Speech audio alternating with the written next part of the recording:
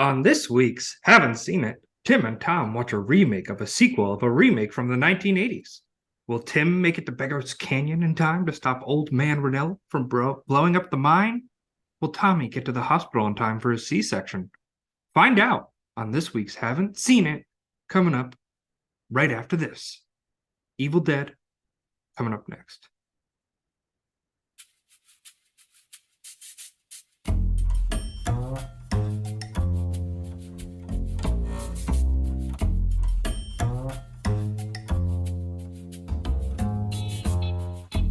Haven't Seen It with Tim Sestito and Tommy Tevene.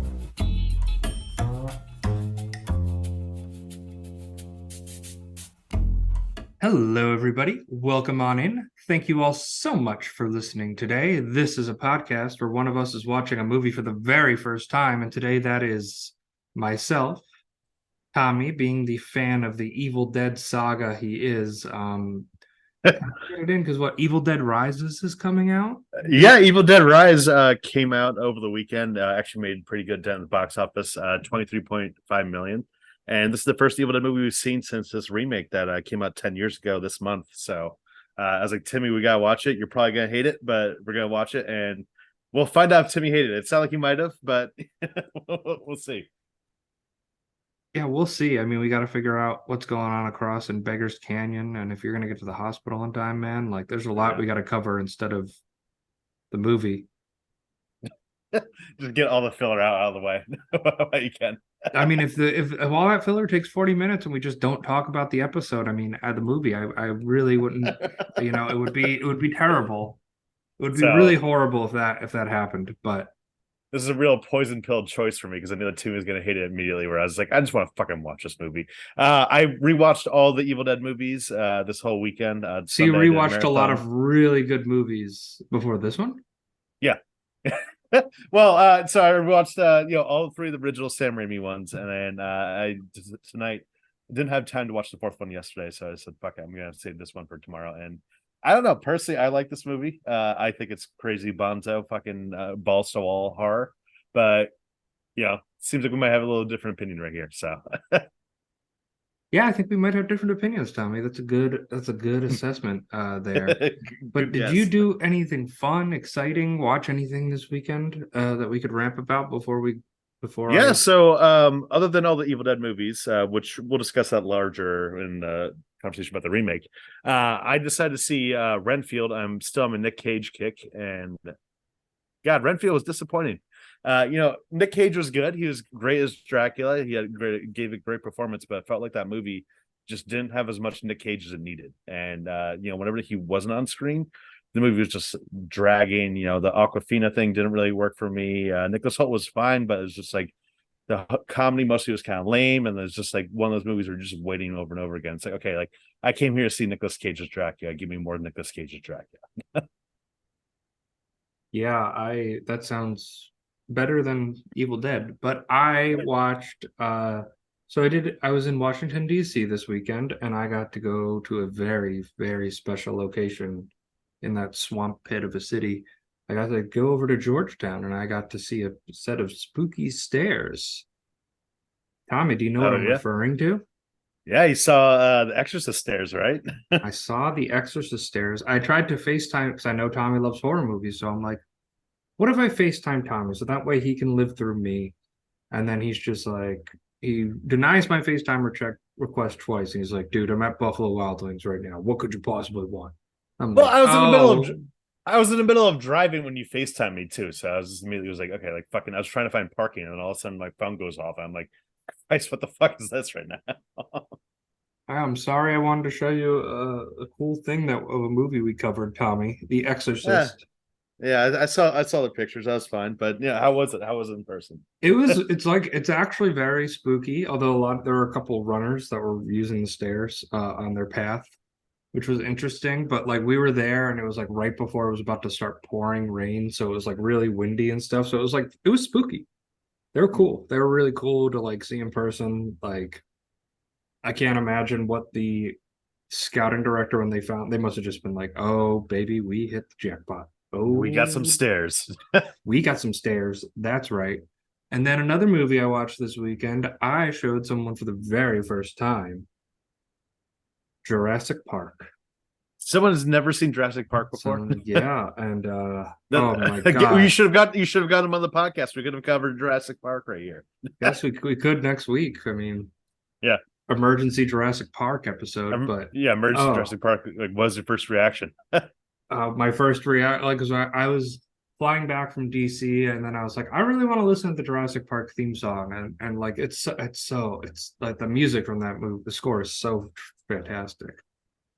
And then I was with my friend, and then she was like, "Oh, I've never seen the Jurassic Park. I only saw the latest one that came out." And I was like, "Jurassic World Abomination? That's the only one you've seen?" Yeah, like fuck those ones. And she was like, "Yeah." And I was like, "Okay, well, we're sit down. We're about to watch an amazing movie, and it was amazing. I just that movie. Oh my god! Like it's crazy how well it holds up.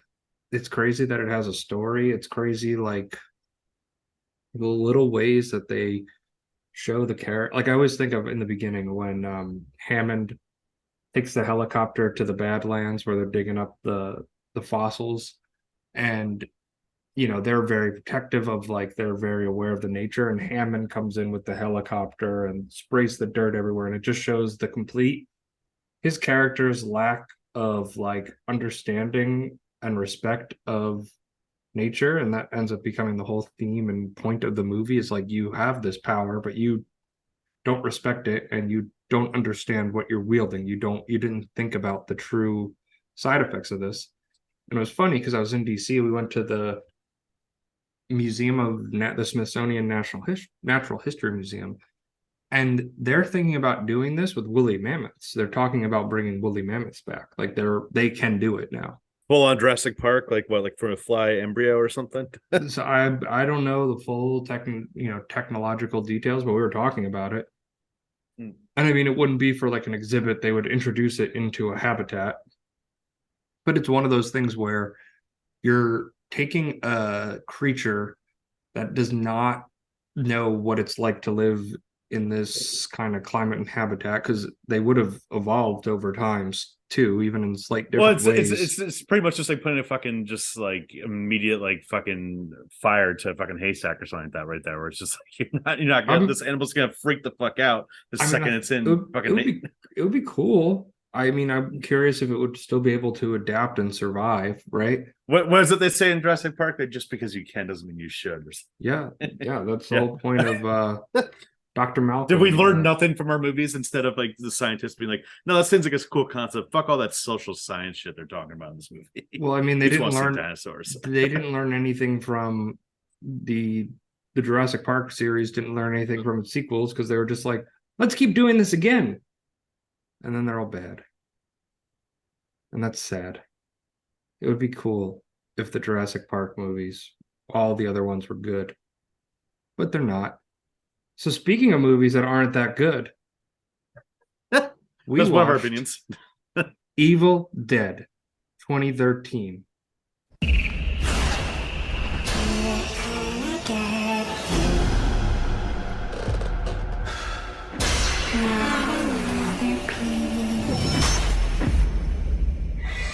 Time to go to sleep.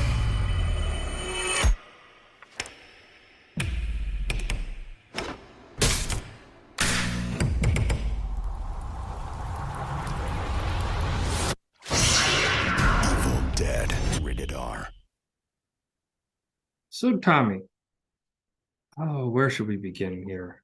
All right, so what did you hate and just despise about this movie? Because it seems like you just hated over the text we were sending earlier. I was incredibly bored for the first almost hour of a 90-minute movie, which is not always a good sign.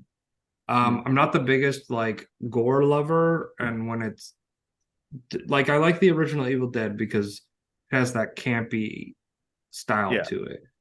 And this one doesn't, but then the gore is executed very gory. Yeah.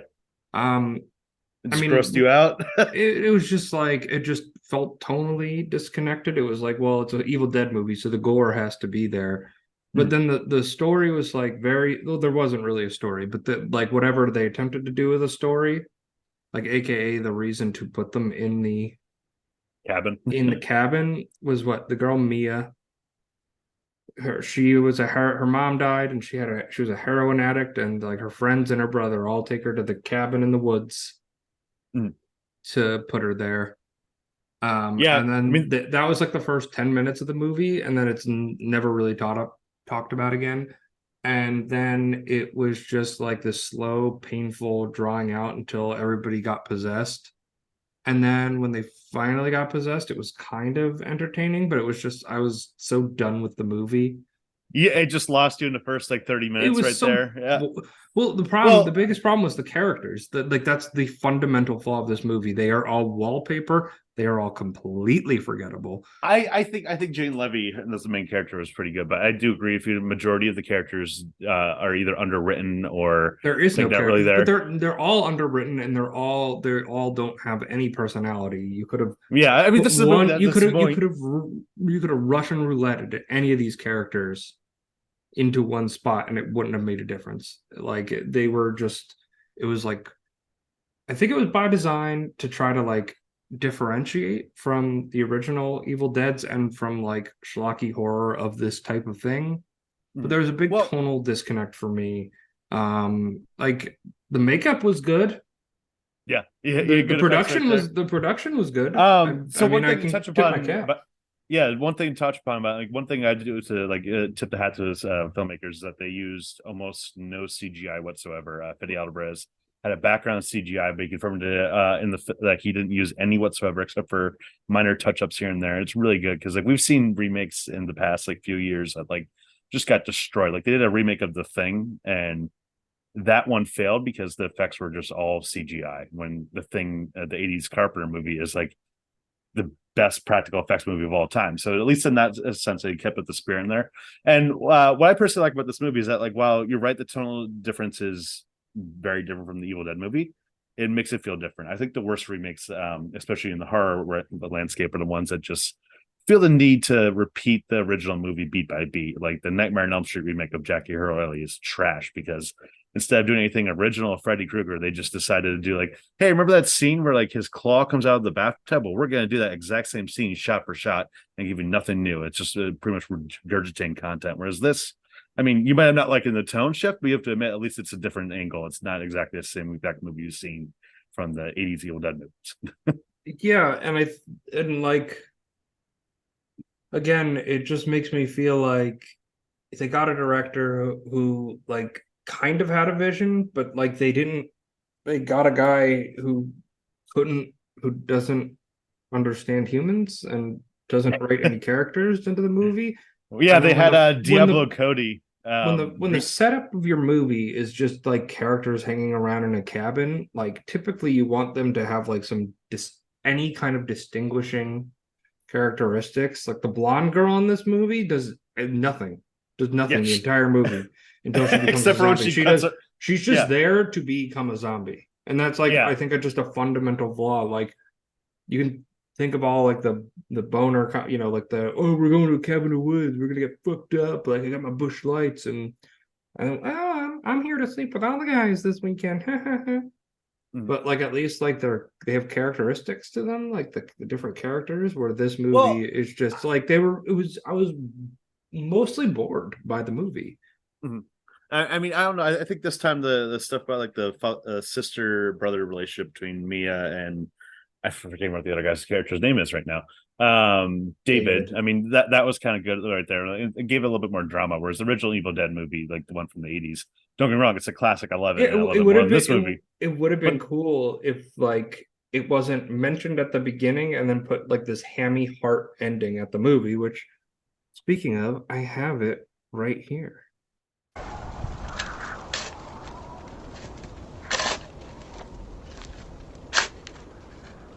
Why do you hate me, David? I know you do. You left home.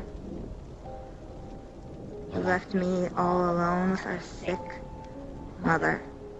And I was just a kid. You made me lie. Every time she screamed your name, I told her you were coming to see her. Like you promised. But you never did. Please stop it. I'm begging you. I know Mother hates you now. And she waits for you in hell.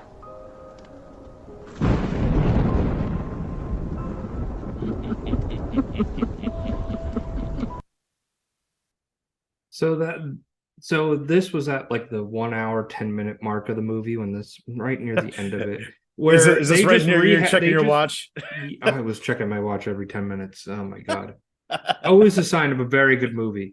Yeah. And then so they are just rehashing the argument from the beginning of the movie, which is the only 2 times that it's mentioned, mind you. There's not like like you're like, oh, there's a little drama, and then it's like would have been cool if they like, wrote scenes with them just talking and like exploring the characters. But they don't do that. The weird thing about this though is that this movie has a lot more characterization than the original Evil Dead movie, having rewatched that just yesterday. But granted, the difference is that movie has a different tone right there where it's going comedic, so you're able to forgive that a little bit more when this is going for more serious. And that was like they had like $10,000 to make a horror movie.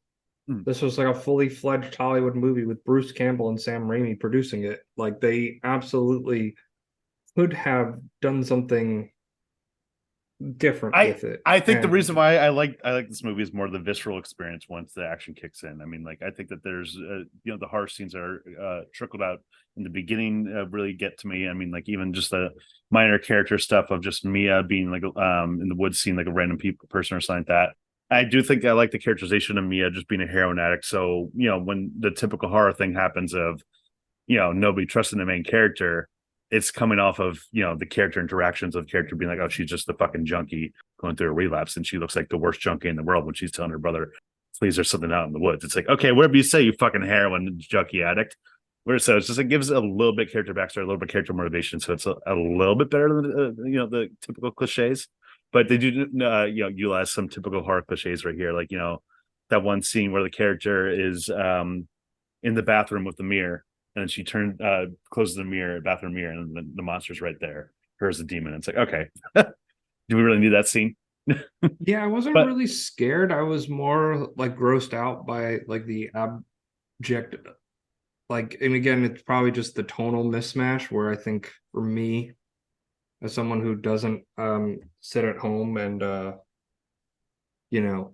play with the family jewels over gore like somebody else I know, I'm not crazy about that kind of excessive gore unless it's like put to the max in terms of like its campiness and its schlockiness and like over the top. This is literally a 180. If you showed someone Evil Dead 2 and then showed them this immediately afterwards, I'd be like, this is the same series. And Evil Dead 2 is like is probably my favorite horror movie. Like I think it's a masterpiece. I think it's a great movie. We saw that in theaters last year and it was an amazing experience.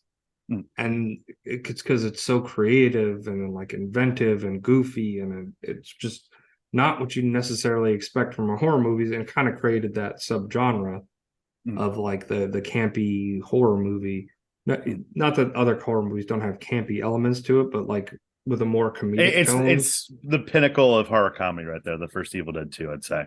And this one, this is why I feel like they need to go in a different direction, because like, Bruce Campbell said during interviews around this time saying that he didn't want someone to come in doing some like shitty half-assed Ash impersonation. Like there on IMDb trivia, this could be bullshit, but there's rumors in 2003 they wanted like Ashton Kutcher to play Ash or something like that, and that would have probably been worse than this movie right here. Which it would have been better. Okay, well, we had an argument where you got owned, where you were like, yeah, horror movies are the only movies where if they're bad, they're entertaining at least. And this was like tip of the road, like middle ground, boring. And first of all, that statement's not true. Like pretty much every genre can have bad movies that are very fun to watch. Well, yeah, I did backtrack my statement right there. In that group chat. But I think the worst thing a movie can be is boring. I'd agree. So we're in agreement on this movie.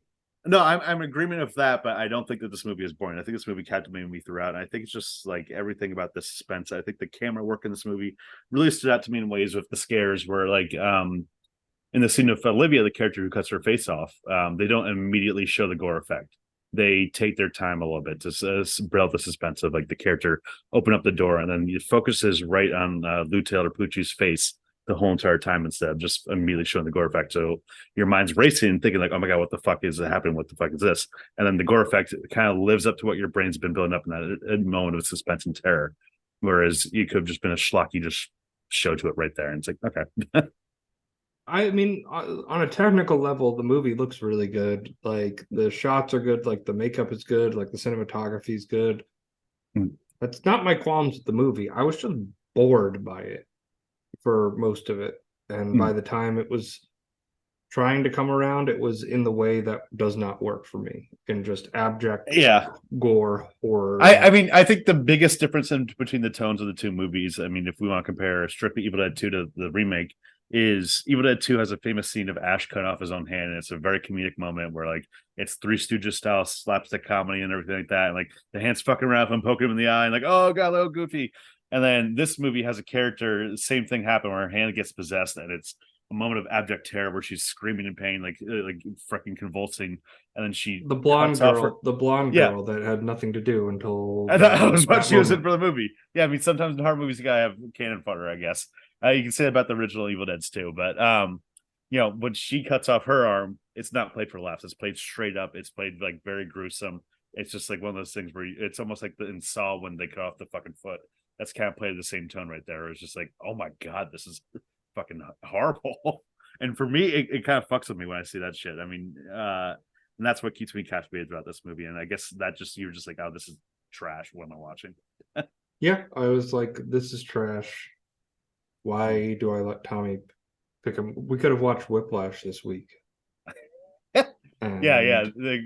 Well, you know, Evil Dead movie just came out, so I was like, we have to cover the new one. I'm going on a double date to see a new one tomorrow, so I can't wait. A double date? Look at you go, big boy.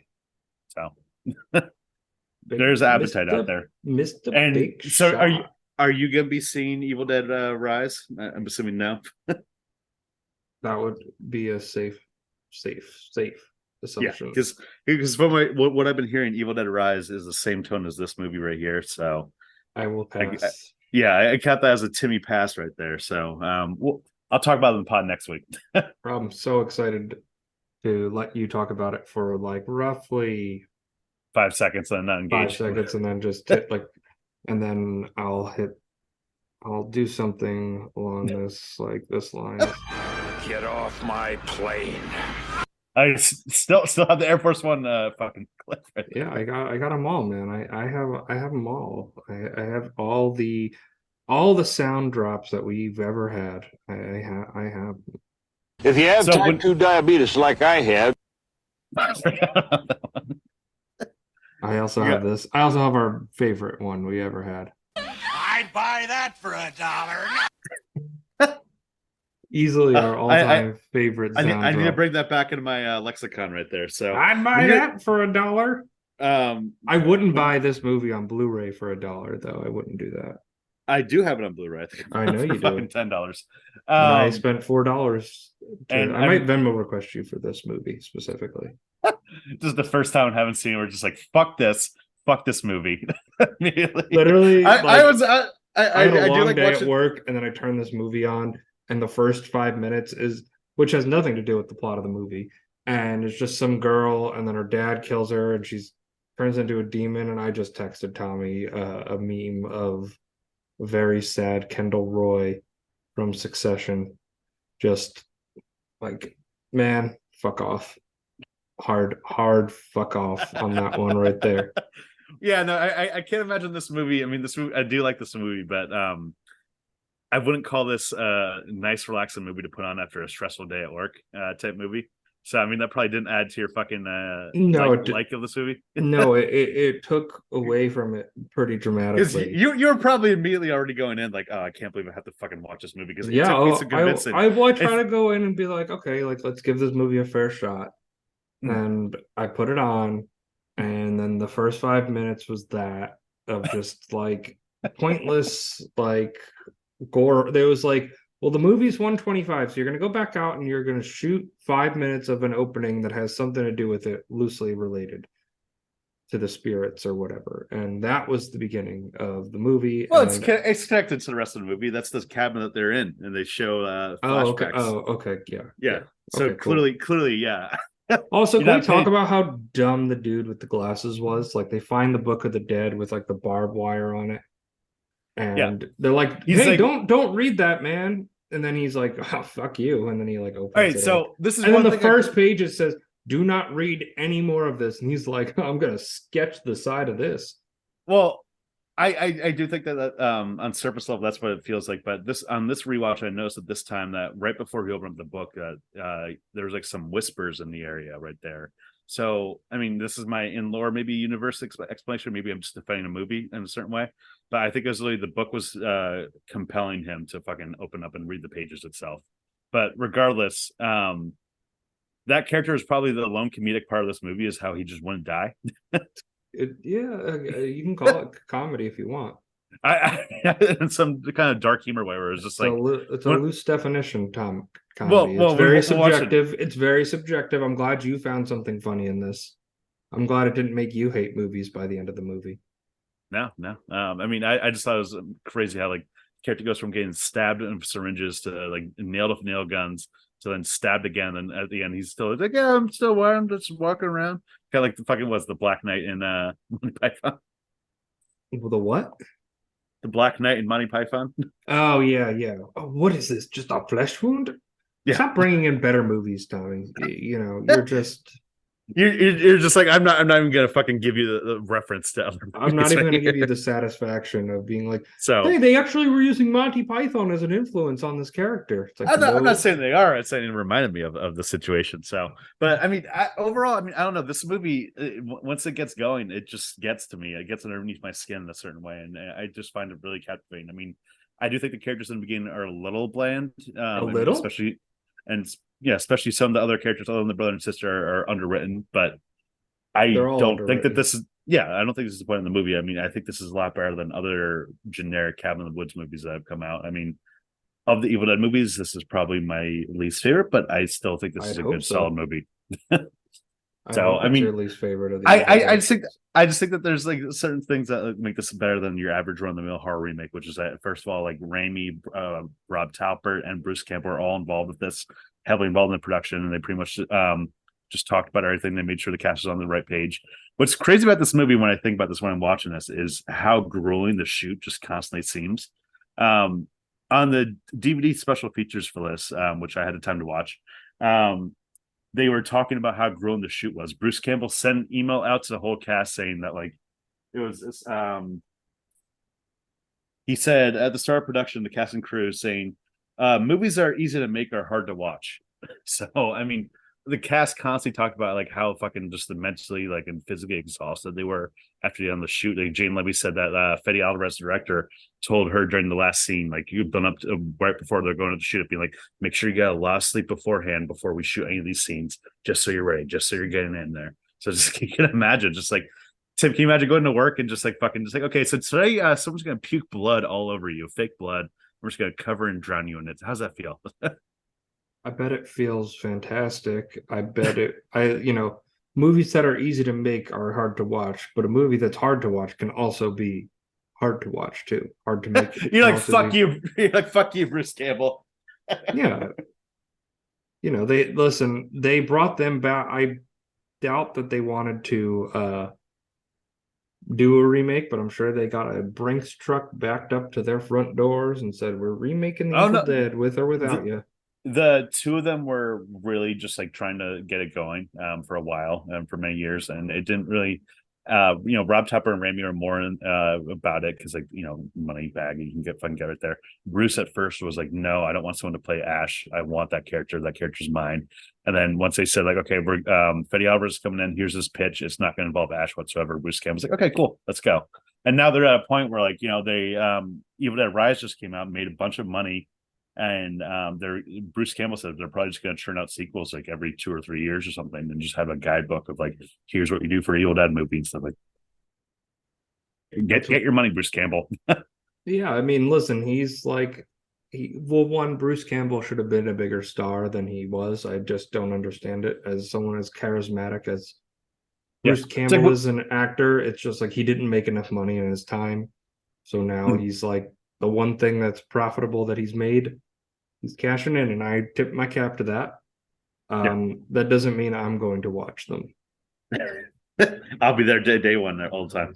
Well, you weren't there day one this weekend. Week one. And still, you said day one originally, Tommy. No. I mean, come on, man. You gotta have a set of principles. I am a star. I'm a star, I'm a star, I'm a star. I am a big, bright, shining star. Tommy, who is the star of the Evil Dead remake? So do you notice that Bruce Campbell had a little cameo in a post-credit scene? You think I watched the credits? That's so cute. I was about to text you, like, be like, hey, stick around, there's something for the post-credits, but I knew you would be like, fuck it. It's just like a 5-second thing of Bruce Campbell like in silhouette, just saying, looking at the screen, just goes groovy and fade to credits. And that's it. No explanation, no nothing. It's just the fuck, we're gonna throw in Bruce in the end right here. But I mean, Jane Levy, this is her movie. I mean, she plays like, she gives the best performance right here. She goes from demon to heroin addict to survivor, and I think it's very multifaceted in each performance. And her demon performance is really great, and probably the highlight of all the demons in this right here. And I do think that her backstory is a little bit compelling for me in the beginning of the movie. So I'm not going to give it to any actor. I'm going to give it to the entire makeup department. Vinny Ashton, Kevin Carter, Daisy Faulkner, C.J. Goldman, Gabrielle Henderson, Susie Lee, Roger Murray, Jane O'Kane, Dan Perry, Claire Rutledge, and Patrick Baxter. Those are the stars of the movie, making that makeup look fantastic. They all had everything from hair specialist, contact lenses, prosthetic supervisor, hairstylist. They handled that. They made the movie somewhat watchable on my end here. They're my stars of the movie because none of the actors did it for me. All right. So, I mean, really, if we want to talk about the real star, it is makeup. I mean, I do think Jen Levy gave a good performance too. Yeah, her performance is fine. I mean, none of them gave like bad performances. They were just really forgettable characters, and none of them had the charisma of a Bruce Campbell to maybe take an underwritten character and elevate them. Yeah, and the tone wasn't really offering for that either. No, the tone definitely would not work for that. Are you ready, comedy partner? Waka waka. Tommy, would the Evil Dead remake work as a Muppet adaptation? So when we covered Army of Darkness last year, I'm trying to remember what we said. We definitely said yes, it could, because like that's goofy and wacky and silly and fun and enjoyable and memorable. Yeah, and we're just totally just taking any pot shot you can. So this movie, I mean, the tone, like you said, isn't as comedic as like the original Sam Raimi movies. So it would be a little bit more disturbing. I mean, I would like to see a full-on Throw Throttle Muppet horror. There is a photo we posted on Instagram before of Ash fighting the Evil Dead, like Miss Piggy's possessed by a Muppet or something like that, and how great that'd be. But this one would feel a little bit more jarring, a little bit more disturbing, where it's just like that. One of those YouTube series, Don't Hug Me, I'm Scared, that weird fucking viral video of like puppets just like getting like disassembled and something like that. So they would be getting disassembled, and they would be all the felt everywhere. So what would the plot be? Jane is addicted to heroin. Is it instead of becoming like a demon, you become a Muppet? That's what happens when you get possessed. You just turn into a puppet, or it's just fucking. That like would be more entertaining than this. That would have been a good twist on like how do we make Miss Peggy. Miss Peggy's in the cellar. That's actually a good twist on like how do we make it campy and still fun while not. It's played completely serious, but the only difference is that it's Miss Piggy going down there being like, well, no, they could make. I give them full liberty to do whatever the hell they want to remake this movie because I don't think they got to keep a remake of the remake. So yeah, if you want to remake this, you know how we always talk about like, oh, they should only remake movies that need to be remade. And the Evil Dead one, which was a very low budget but has its charm to it, gets pretty much remade essentially in the 1987 Evil Dead 2. It's essentially a remake of Evil Dead 1. Yeah. Which is then the pinnacle of horror comedy. And then you know, you don't need to remake that. But then they did.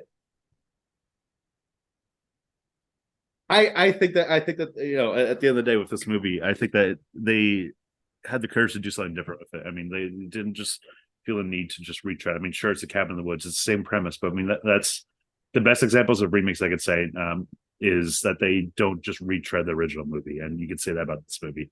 I mean, even if you didn't like the way it went down, you could probably agree with me there that they at least did try to do something different here. I'll tip my cap to it. That, you know, they tried to be original with something that just didn't need to be remade, but you know, that was already remade too, actually, when you think about it. All the remakes. So well, Tommy. Yeah. What, you were gonna say something? Say it. No. No, I want you to say it. I was just gonna. I don't know what I was gonna say. Okay.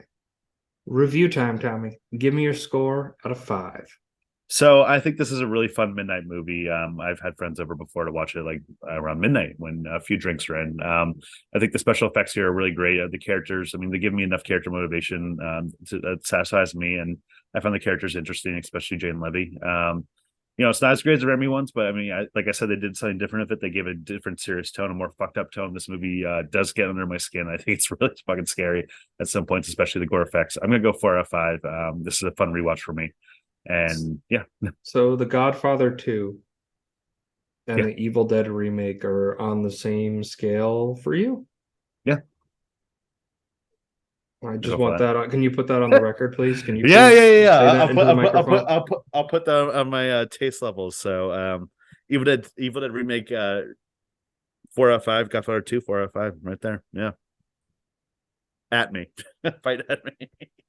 Yeah, at him. Actually, go after him. He deserves all the crap in the world for that. I am not going to be anywhere near as nice. I think Tommy knew that the second he suggested the Evil Dead remake. I remember him even sending me an article that I did not read that was written by some studio hack that was to promote the new one, where it was the Evil Dead remake isn't as bad as you remember. And I didn't watch it when it came out. I just watched it for the very first time. I thought it was painfully boring. I thought the gore and the tone didn't match up to the point for where me and my stomach, I was like stomach churning, and I just had no enjoyment of it. I was texting Tommy new memes like every 30 minutes or so of how my screening of the movie was going, which should tell you I usually try not to be on my phone when I'm watching movies. And this one, I felt very compelled to speak my mind as we were going through it.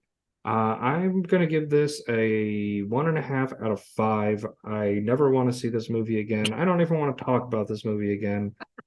As soon as I publish this episode, I don't even want to think about this movie it's again. Gonna go like straight out of your mind, do like Eternal Sunshine of the Spotless Mind of it. Yeah, if I could get my brain wiped from having to watch this movie, I would do it. Only 1.5. My mother that's because the technical stuff was there. The 1.5 is all the technical stuff was there. Yeah. My mother always raised me on the belief that if you don't have anything nice to say, don't say it at all. And this episode was a complete dismissal of that advice from my mother. Yeah, I was about to say, like, yeah, looks like you did follow her advice right there. Well, I think it was meant more towards other people and speaking to them versus a cheap Hollywood cash in. So does this mean we're gonna have a full remake month where we're gonna cover the Nightmare on Elm Street remake, the Friday the 13th remake, the Amityville Horror remake, Omen remake? These are all trash movies. If you want to end the podcast as a whole, I guess we could do that. I don't know if I can. I might die. Tim, after one more, was just like, fuck this, I can't do this anymore. Tommy, I already have such like a plethora of horror classics that I haven't watched that we could cover. And you're like, Evil Dead remake. Well, it's around the time. I mean, you've seen Evil Dead 1 and 2 and Army of Darkness. I wanted to cover an Evil Dead movie, get it out of the Pantheon, because I knew I was marathon all these movies this week. So it was just a selfish move by you then. Oh, 100%. All right, then I get my whole So month. I pick it. Actually, we have locked in the future, and we're gonna have Film v Film back on the podcast to cover Mulholland Drive. yeah, at some point. So yeah, we'll that'll be I coming have up. that on Blu-ray. Yeah, Bitch. you have that on Blu-ray. Yeah, so you can't wait for the David Lynch, but that's coming up. Probably in a couple months or so. But we're figuring out the logistics. But thank you guys so much for listening. You can follow us on social media. At Seen It Pod. That's on Twitter, Instagram, TikTok, wherever you get your podcast. Leave us a 5-star review, unlike Timmy did for this movie. But leave us a 5-star review, Apple, Spotify, wherever you get your podcasts. And If you next don't month, want to, if you don't feel like giving us a review after hearing that Tommy puts the Evil Dead remake on the same barometer as The Godfather Part 2, I don't blame you, to be completely honest. But you know what? This is about freedom of expression. That's what this podcast is for. yeah, And I respect Tommy for having his opinion. Do I agree with it? No. Do I think it's kind of stupid? Yes. But Tommy, it is your opinion and your opinion alone, and that's why I love you. I'll say this. I think I looked at my phone more during The Godfather 2 than I did during this movie. So. Opposite reactions, bro. Opposite reactions right there. Not but I'm not going to relitigate The Godfather 2 right there, but and you being wrong. Yeah, well, I mean, minority opinion, I guess, is the right way to put it. Yeah, contrarian opinion, I guess, is what you can call it. Where I feel like maybe you were more the contrarian on this one than I was. No, it got good reviews. It got like a 60% Rotten Tomatoes. I mean, that means like it's a polarizing movie. This is a polarizing movie, and that's what they said they wanted to do. 60% on Rotten Tomatoes. Yeah, that means it's a polarizing movie. I mean, literally, Rob Taubert said during one of the special features was saying that like he wanted Evil Dead to be the remake to be as polarizing as the original, because the original had like reviews at the time that was like just sick. Like, it's just what the future movies are. Like, oh god, fuck this. And I'm like, yeah, we want to push that envelope just as much as we did back then. And I think they did. I think they accomplished their goal. I wouldn't, because I feel like this movie has no legacy and no impact whatsoever. But 10 years on. I mean, I don't know. I just read all the think pieces. It did, yeah, it made a dent. But anyways, next month, we have it locked in. We have Vertigo coming up. We have Whiplash coming up, and we have Fear and Loathing in Las Vegas. I think that's the last one we're going to cover. Maybe one more. We'll see. Yeah, but yeah, so get stay tuned. Vertigo's next week, and get ready. So a lot better movie we'll probably cover. Tommy will still give it a 4 out of 5, but my barometer for all movies. That is your barometer for all movies. If you look at his letterbox, they're mostly 4 to 5 stars. I like movies. I like movies too. I just didn't like this one. No. So, anyways, thank you guys for listening. Thank you guys all so much for listening today. We'll see you next week.